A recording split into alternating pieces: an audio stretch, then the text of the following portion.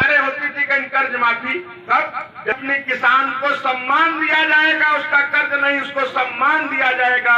प्रत्येक उस किसान के हर तीसरे महीने खाते में पैसा पहुंचाने का अगर कोई काम कर रहा है, चुनाव नहीं है लेकिन फिर भी पैसा जा रहा है। ये किसने किया? मोदी सरकार ने किया, योगी सरकार ने किया। आज गरीबों, कोई गरीब भूखा न सोए, कोई गरीब भूखा न रहे, इसके लिए प्रत्येक महीने राशन मिले।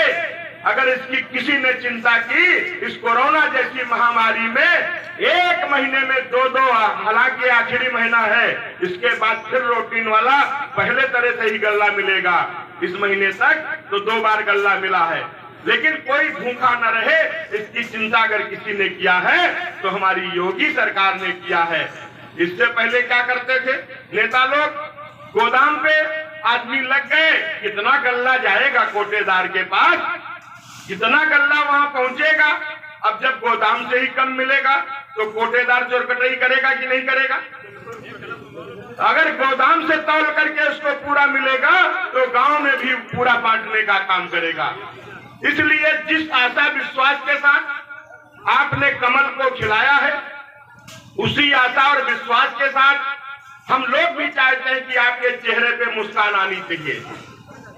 आपके ग्राम सभा में भी कोई बुजुर्ग हो, विधवा पेंशन है, और जो विधवा है उनके लिए और जो बुजुर्ग है उनके लिए ये अगर सब आप ऑनलाइन कराएंगे तो आपको ये पेंशन में भी हम लोग प्रयास करके उनको पेंशन मिल जाए, इसकी चिंता करेंगे।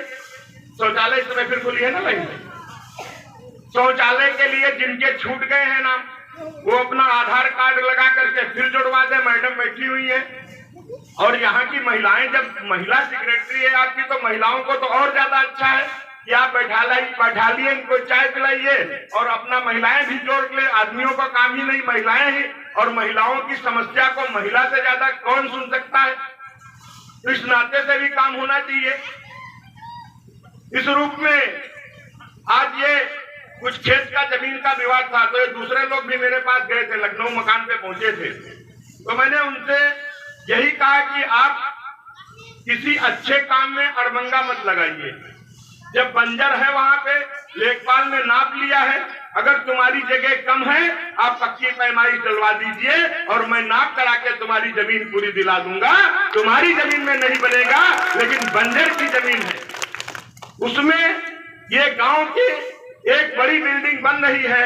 अगर अब इसमें 4 लोग गांठ लगाओगे, इसमें पेच लगाओगे और अभी ये पैसा वापस चला गया, फिर ये बिल्डिंग नहीं बन पाएगी, फिर ये गांव बहुत पीछे चला जाएगा। इस गांव को जो सुविधा मिलने वाली है उस सुविधा से ये गांव वंचित हो जाएगा। तो उन्होंने खैर मेरी बात भी मानी, और मैं जब डाल देंगे एप्लीकेशन तो अगर कहीं से उनका कम होगा तो नाप करा करके वो भी उसका पूरा कराने का काम किया जाएगा। ये भी मैं इस मंच के माध्यम से कह रहा हूं। अगर वो तो अभी नहीं पहुंचे होंगे, मैं जल्दी आ गया यहाँ, तो ये भी उनके जो भी लोग हों शुभचिंतक हो, ये भी सुन ले। मेरा एक ही उद्देश्य है कि आपके चेहरे पे मुस्कान आनी चाहिए।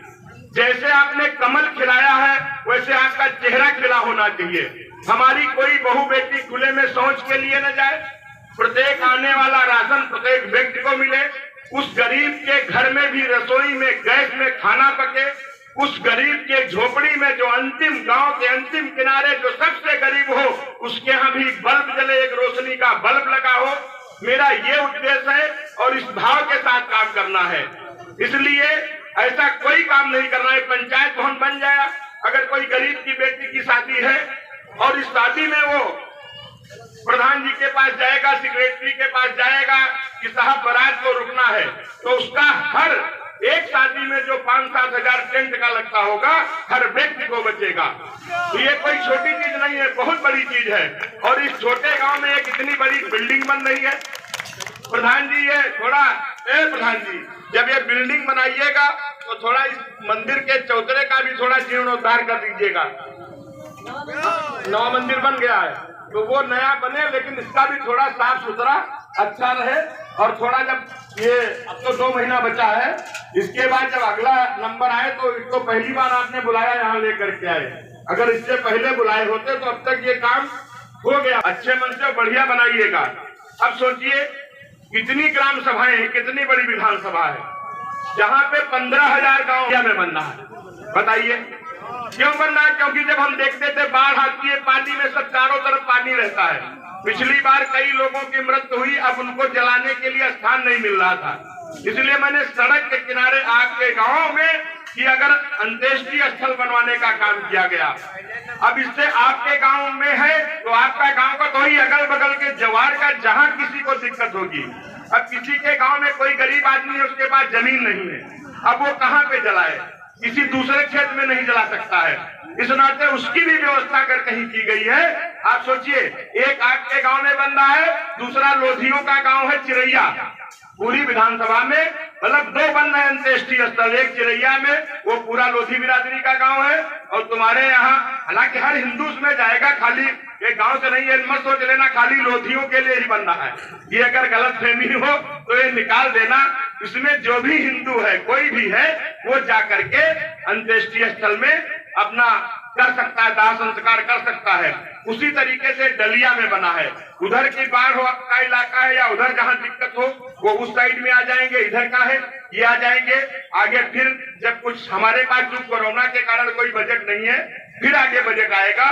तो इसी तरीके से हम चाहते हैं कि चारों तरफ, जैसे कि जब सपा की सरकार होती थी तो वो जिंदा लोगों की नहीं चिंता किए, वो क्या चिंता किए कि कब्रिस्तानों में बाउंड्री, कब्रिस्तानों का कब्जा कराने का काम किया कि कब्रिस्तान में जालीदार बाउंड्री बन जाए।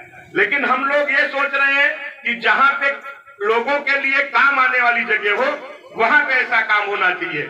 इस नाते आप सबसे और हम अपने डलिया वासियों से सबसे यही कहना है, हम सब ये जो आज सौगात आपको मिलने जा रही है, इतनी बढ़िया बिल्डिंग बनेगी जो कम से कम 50-60 साल तक चलेगी। कल हम रहे न रहें, आप रहे न रहें, लेकिन आपके लड़के हैं, आपकी बहू है, आपके पोती होंगे, आपके पोते होंगे, उनके सारे कार्यक्रम, और आपके पंचायत कोई बैठक होना है, बढ़िया देवस्थान भी है, पंचायत भवन भी है, देवस्थान से लेके पंचायत भवन तक पूरे गांव तक का पूरा ये एकदम बहुत सुंदर बनेगा।